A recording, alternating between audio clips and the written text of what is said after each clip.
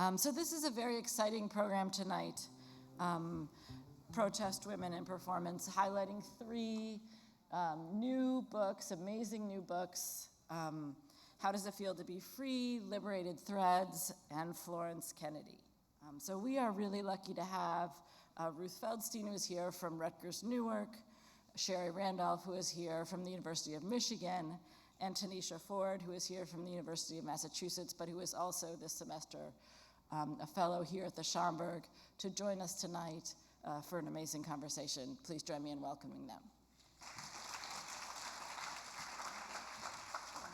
So no one woman that I write about was a voice out of nowhere, any more than Newsom or Alicia Garza, Patrisse Cullors, Opal Tometi, co-founders of Black Lives Matter, or so many other women are today.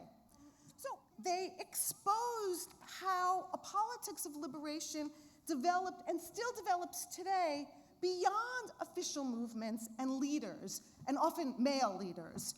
How a politics of liberation develops in places that we might not think of as political, on stages and before cameras, on Twitter and in street art, in hip hop and through blogs, and also in the imaginations of fans, the people listening, the people looking.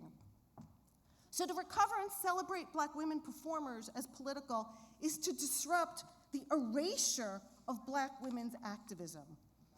Flo Kennedy wasn't a paid actress, comic, or singer. She was a lawyer, a feminist.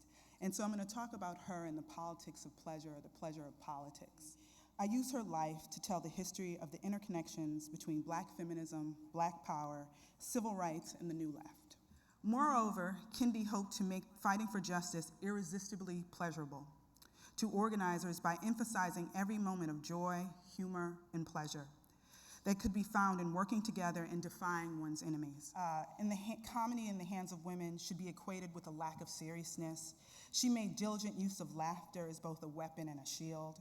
Yet, despite Kennedy's years of challenging sexism, other forms of institutional oppression in the courts, the press and some white feminists relegated her to just the position of entertainer.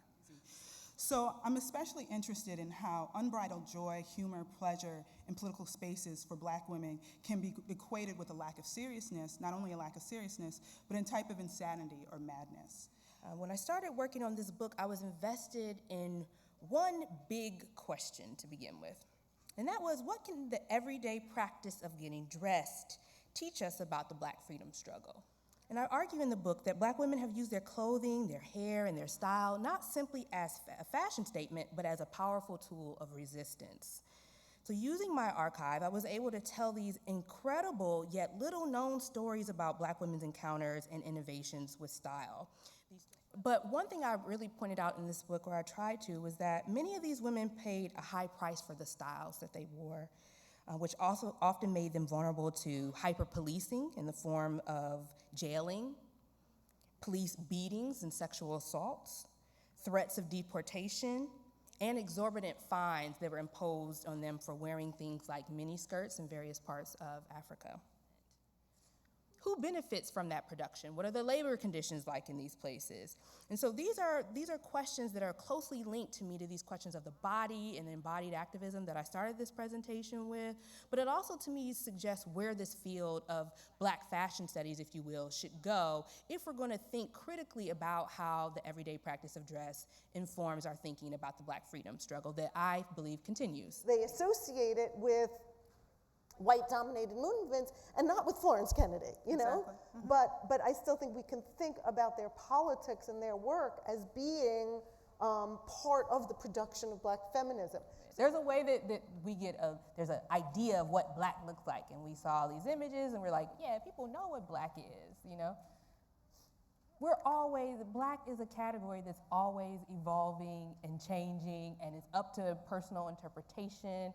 And for me, in my work, what's become fascinating is how people then articulated that through dress, those tensions. And then tons of Black feminists that we don't think of, like Dorothy Pittman Hughes and Florence Rice, and I talk about them in my book.